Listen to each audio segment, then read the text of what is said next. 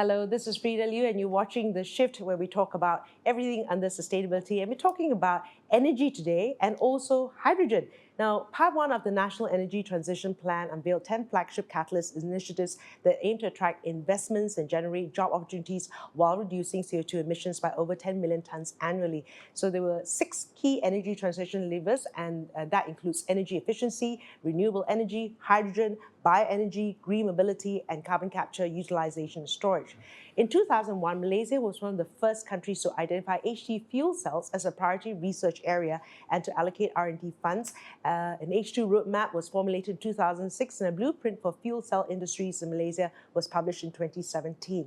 Now, as the world's 4th largest exporter of natural gas, it's clear that Malaysia can play a significant role in the hydrogen economy. I'm here with Dr. 𝗔𝗲𝗃𝗧𝗏𝗂𝗍𝗂, CEO of NanoMalaysia Berhad, and he'll be sharing his views on the Prime Minister's initiative, the country's initiative, and how H2 technology is reshaping the economy in the country. And there's a lot to go through, right? Because there's NanoMalaysia, there's hydrogen and all that. Maybe we go back history a bit, right? Sure. Because when NanoMalaysia was first started, and what was its mandate? Sure. First of all, Ms. Frida, thank you for having me. Well, NanoMalaysia started way back in 2011 on the 1st of August. So we just celebrated our 12th year anniversary quite recently. The whole idea of the conception of NanoMalaysia is to look into transferring the good work that has been undertaken by the university and convert it into something which is useful for people, planet, and profit. So the triple bottom line has always been the underpinning philosophy for our business model. Having said that, a company limited by guarantee, which is what we are, were formed and incorporated under the Ministry of Science, Technology, and Innovation. And what started as a simple purpose vehicle to commercialize nanotechnology has evolved over the years. We started by our initial focus on 4 jumpstart sectors. The first one being energy environment, which has brought us to where we are now. Electronics, which plays up to our perennial strength in the electronics industry, which has a nexus or capital in Penang. And food and agriculture, we have been in an agronomics country for a very long time. So the shift to manufacturing in the 70s and 80s somehow did not allow us to forget how we started since the days of independence, for us to relook at how technology can transform the agro sector. Last but not least would be in the biospace, namely healthcare, wellness, and medicine. So having gone through one cycle of the Malaysia plan, namely the 11th Malaysia plan, we've run through a spread of technological solutions.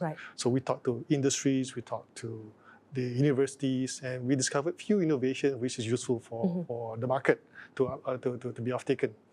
And we discovered a unique solution in the energy space, in the form of solar panels, in the form of battery technologies, and last but not least, the reason why we are here today, hydrogen technology, which has spurred and catalyzed our interest to be one of the key players in the very nascent hydrogen economy in Malaysia. And that has resulted over the years a level of subject matter expertise in the organization, of course working with our industry partners and our university collaborators to build the internal competencies in terms of knowledge, skill sets, and to use that as a nucleation point to create a level of national level or regional level competency in that technological domain, which will be able to support our long-term ambition for Malaysia to become a hydrogen economy powerhouse in the short term, medium term, and long term. And someone took notice. The ministry took notice of our building competency. And that has resulted the idea of creating an overarching roadmap. It's true, as you earlier mentioned, that a semblance of roadmap was already been formulated way back in 2006. Then 2017, we had a few, but it was not truly harmonized. So we took it upon ourselves with the support from MOSTI to get various inputs, harmonize the previous work by our predecessors, and having a greater reach at the national scale, taking into consideration past, present initiatives, and how we can move forward as a whole nation for us to finally realize the true economic potential of hydrogen economy Right. in Malaysia. And I think these things always have to change and evolve, right? As the Yeah. nation evolve. And then, of course, your thoughts on the NETR, right? And how does NanoMalaysia play a part in phase one, or maybe not yet? I don't know. What's your view on that anyway? Well, the NETR gives a broad brush over what the country aspires to achieve, all the way to the 2050 carbon neutral targets. And we have probably segmentized it based on decade-based approach, 2030, 40, and 50, whatnot. So each of those decades are predicated by certain targets. Carbon reduction by X amount, X amount, X amount, reaching to that overarching or the so-called the promised land. Yeah.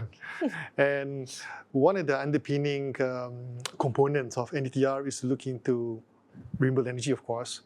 Energy efficiency will be the lowest hanging fruits. How we are able to improve pre-existing processes by reducing the amount of energy used to produce many things, manufacturing sectors, even the pre-existing oil and gas. Well, by improving that, you reduce carbon emission. But what has also been pre-identified under NETR will be hydrogen. Although there is a broad statement saying that at this point of time, hydrogen is very cost prohibitive. But nonetheless, it provides huge promise as we wait through the 3-decade period, which aligns well with the hydrogen roadmap as well. But having said that, every new thing always going to be capital heavy. Just like how oil and gas started, right? When we started in the 70s, 80s, and 90s, investment needs to be put in. And there's no such thing as return on investment without investment. So, output must come with input. So that is a logical process. So for us to create a greener future, which hydrogen promises to be in the not so distant future, there will be an interesting process of which there is the overarching narrative which NETR governs, but there will be a specific tranche of verticalization which complements what NETR trying to achieve, which is the hydrogen economy and technology roadmap. The reason why we pair up economy and technology, because they are supposed to be the yin and yang of the way forward. Economic development can only be discovered, triggered, catalyzed, and sustained through the discovery of new solutions. New solutions often provide new ways of doing things at a better cost or less cost, And that often is driven by discovery of innovation, driven by technology. As you can see, how we are now today is vastly significantly different from where we were before. And that allows us to give an idea of a way forward, to put in place a 3-decade way forward, predicated or narrated by 3-decade segmentization, what we should achieve as a nation in terms of technological security, or should I say sovereignty. The reason why I predicated as such with that kind of narrative is being that despite the fact that the whole world is looking into this migration towards hydrogen, Malaysia needs to have some level of control over a certain solution so that we're able to be at parity with the advanced economy. That way, we are able to have a level playing game or be able to stand toe-to-toe, to talk to them, to create a new economic model for hydrogen economy. And having some level of control over certain components, not all, has translated an idea or basis of the philosophy of the roadmap. We call it build some, buy some. Build some is to create that level of sovereignty in terms of creating our components locally. But having understood how things are across all other sectors, there will be some components that we can never produce. And that's where the second aspect of the roadmap, buy some, comes into play, which opens up a platform for international players to partner with local players to create to complete the whole equation, which we call the hydrogen ecosystem in Malaysia. Okay, when you talk about the hydrogen ecosystem in Malaysia, I guess it plays alongside other kinds of energy sources as well, right? I mean, it won't be the main one. What is the perfect picture? I mean, you've got solar, you've got all that, right? And of course, our oil and gas. Where do you think that plays a role moving forward? If you look at the whole value chain of the hydrogen economy, you look at how we can produce hydrogen. But what has been understood by the proponent of hydrogen is hydrogen has been regarded as the most abundant element in the known universe. So it's how you're able to extract them into usable form that is practical for a hydrogen economy to be created. And that process requires energy input, some cost, investment, whatnot. So if you look at the whole value chain, it starts with the feedstock. So the source of hydrogen. And the process to extract hydrogen from those so-called raw material or feedstock. Then the next component of the value chain is how you're able to convert those hydrogen into a usable form that you're able to transport out to various points of use. That translates into storage, transportation, and storage. And at the other end of the value chain is reconversion into a form or pure hydrogen to be used again for end-use applications, such as transportation, the steel industry, food processing, electronics, so on and so forth. When you look at the whole value chain, you look at where Malaysia has strengths in. So the approach towards creating that roadmap is a value chain ecosystem approach, as opposed to the traditional way of, we need human capital, we need investment, we need blah, blah, blah. But we look at the whole value chain, so we're able to put them in the right order. Okay, feedstock. Do we have enough feedstock? Okay. For green hydrogen, people resort to solar. We have plenty of sun. And we already have other previous initiatives called the net energy metering and the large solar scale, being spearheaded by the previous 𝗘𝗲𝗜𝗂𝗃 and so on and so forth. So we have that already in place. We have active players in the large solar scale. And if you look at the cheapest form or feedstock to produce hydrogen from the oil and gas industry, we have Petronas. Petronas is dealing with hydrocarbon. So there's a hydrogen component in that compound. So for them to extract hydrogen out, however, there is one penalty. They produce CO2. We call it grey hydrogen. It's the cheapest at $1.5 per kilogram. Most economical viable, but you pay the price by emitting CO2. But so the next evolution to that is, we need a carbon capture system.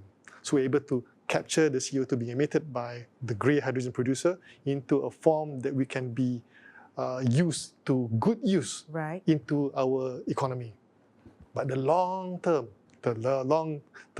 goal is always to look into how best we can use renewable energy to create hydrogen, solar, use that energy to split water into hydrogen and oxygen. That will be the long-term sustainable approach to produce hydrogen in it. But currently it's cost prohibitive at $6 per kilogram, which the whole world is trying to solve via economy of scale. Second, any technological breakthrough to improve the efficiency to create that viable option for us to pursue the long-term approach of using solar energy to produce hydrogen. And I guess like that in this case, when you look at what NanoMalaysia is doing then, how are we supporting that process?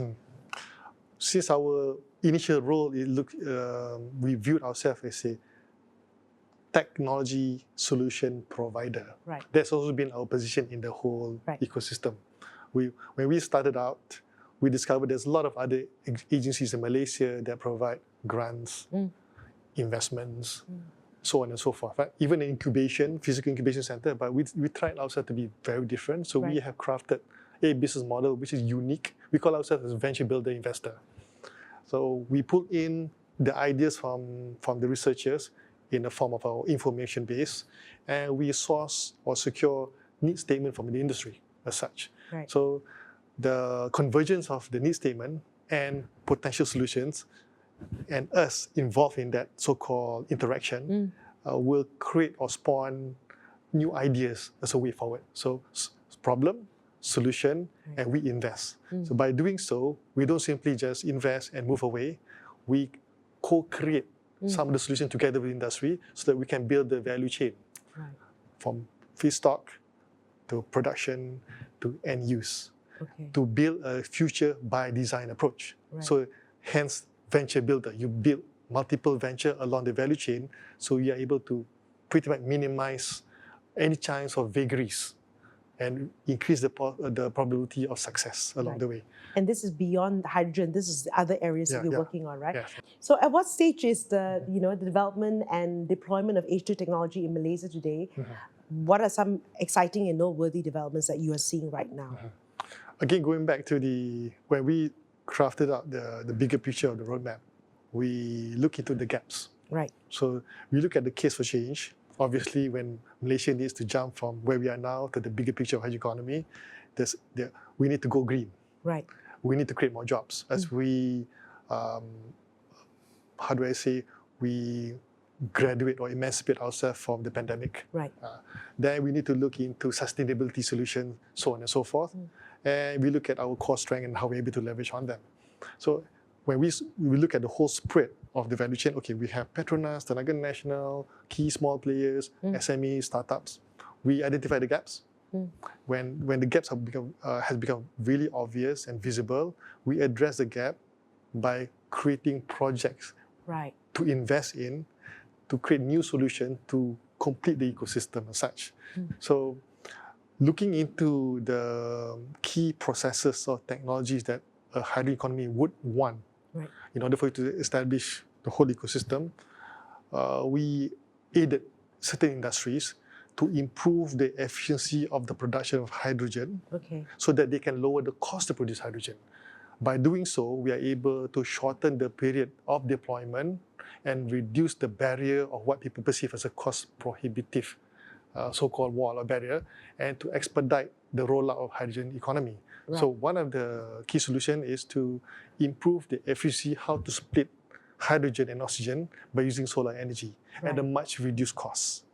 So what we think that would take maybe 3 decades, we may have halved it using some of the key initiatives we have invested in, working with the industry and with local universities.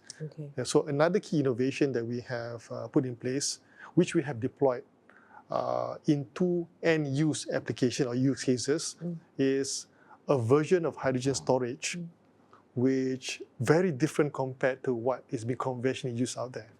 Typically, when you produce hydrogen, for you to use in, for example, any automotive platform, you need to compress the hydrogen in a tank. And upon demand, the hydrogen will be extracted through a fuel cell system and converted into electric energy to drive the car or trucks or whatnot. So we call it fuel cell electric vehicle. But our version is we are able to do away with that compressed gas by using a solid state, like a hydrogen battery, a local innovation. And, and we own the IP. And that IP here, local innovation here, we are able to reduce the energy required to compress hydrogen and remove the cost to transfer from one point to another point. Because that version of technological platform, you are able to produce anywhere, everywhere, as long as you have that raw mat and water. So I guess to commercialize that at this point, I'm sure then we have to do it at scale, because probably the at scale. Because at the moment, that requires participation from bigger players. The big boys and big girls have to take notice of our innovation. Because at some point we can only do so much with our the fund size. So the next stage, we need to pass the baton to a partner who's willing to scale it up. We spin off companies, we create new ventures with our local players, and we localize the IPs. But the next stage into manufacturing requires assistance from the bigger investors. People like potentially Khazanah with the Dana Impact, people from maybe Bank Pembangunan and so on and so forth. They need to take notice and have a greater emphasis and focus to grow local tech to ensure that we have the competitive advantage in the region. And having that, so we reduce the cost to build the hydrogen ecosystem rather than having it at full importation scale. And I guess like moving forward, I mean, Doc, what do you foresee NanoMalaysia playing this role, and I guess in the area of hydrogen, where would you like to see it going? I mean, we've got a roadmap and everything. What's that dream? Well, when you look at the roadmap, regardless whether this is NETR or even HETR, which is the Hydrogen Economy Technology Roadmap, they share almost the same acronym with N and H, but we crafted it on the government's behalf, so that was a good achievement from our end. But since the roadmap has been fashioned as a living document, there will be regular intervention for course correction. Because we are very sensitive and cognizant towards the megatrends. What Australia is doing in terms of their Hydrogen Head Start program, the UK Hydrogen Strategy, and the recently announced by the US, their Hydrogen way forward, the strategy and whatnot, and their incentive to catalyze the spur of hydrogen economy in the US. So we take note of that. Right. And we use those inputs to refine our way forward, because there's a governance structure in the roadmap, Right. which will be very comprehensive and inclusive, where all ministries, agencies, and industry participate in how for us to move the way forward. For example, you look at Sarawak government, Yes. with their very gung-ho and strong leadership in the hydrogen space. They started much earlier, and they're probably about 5 years ahead of Semenanjung Malaysia. Right. As such. So we take cue of we were inspired by their boldness. So we want to replicate that in Semenanjung and see how we can best harmonize and close the gap so we can move as a nation together. And that harmonization requires high-level orchestration. And us being part of that equation, Right. we will regularly provide new technological impetus and solution for local industries, Right. people like Vijentari, Tenaga, UMW, so on and so forth, to have that injection of local tech under the build some, buy some, for us to reduce the overall cost of hydrogen economy, rather than fully relying on solution from overseas. Right. So Yes. localization is critical. Yes. Because we have an experience in the past, at the peak of the pandemic, we wanted to buy a battery from China because we were assisting a local company to produce their two-wheeler EV, Okay. to scale them up for eventual commercialization. And the Chinese management rejected our request because our request was based on spot procurement at a small scale. Right. Okay, at that point of time, they want to insularize their production for local and domestic consumption. Right. So we realized, we cannot go on like this. Malaysia needs to have to resource everything locally. Right. We need to build our own local competency. Not all, Right. but we need to achieve some level of sovereignty so we are able to move forward at some level of comfort. Right. So we're able to have some level of parity, be it in the electric vehicles sector or even hydrogen economy sector as well. All right. Thank you so much for your time. I learned so much about a little bit about nanotechnology, but definitely a lot about hydrogen. And of course, you've been watching The Shift. I'm Frida Liu.